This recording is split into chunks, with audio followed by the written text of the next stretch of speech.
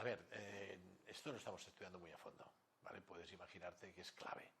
Es clave, primero por nuestros socios y socias abonados y por nuestros aficionados. Y también es clave porque el hacerlo de una determinada manera generará una reducción de ingresos de un nivel o de otro. A ver, yo siempre he dicho que la opción que me gustaba más cuando, y si es posible, lo que me contaron es, oye, el tiempo que sea absolutamente necesario, que no podamos simultanear la construcción con la asistencia al estadio de nuestros abonados y aficionados y socios. Hombre, si en el Johan puede encontrarse una solución que represente del orden de los 40 a 50.000 asientos, una mixta, ¿no? De que se ampliara y que se pusieran unas gradas adicionales y tal. Si se resuelve un problema grande que se ve que es de movilidad para articular todo esto, a mí me encantaría que fuera el Johan. Oye, que todo queda en casa. ¿Qué ocurre?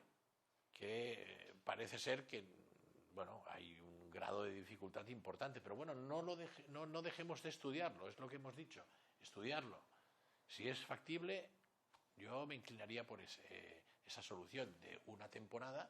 O sea, esta temporada que viene acondicionaríamos el Johan, empezarían las obras en verano, si nos aprueban este fin de semana la autorización para obtener la financiación para hacer este proyecto extraordinario,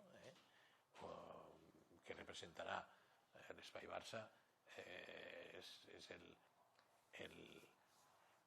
espacio de entretenimiento más grande del mundo, y que será una referencia mundial y que además tiene unas ventajas para la ciudad de Barcelona, entiendo, para el club enormes. En cuestión de ingresos, pues ya hemos calculado que ingresaríamos un 67% más de lo que estamos ingresando en condiciones normales, me refiero sin COVID, y esto representa pues mucho dinero y nos hace poder volver a competir a alto nivel.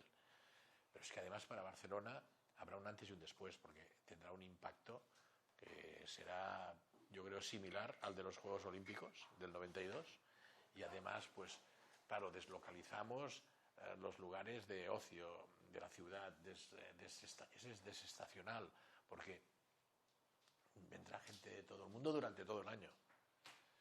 Yo creo que, vamos, tiene tantas ventajas este proyecto que no podemos dejarlo escapar, ¿no? Entramos ya en la modernidad y bueno, es fundamental para el club.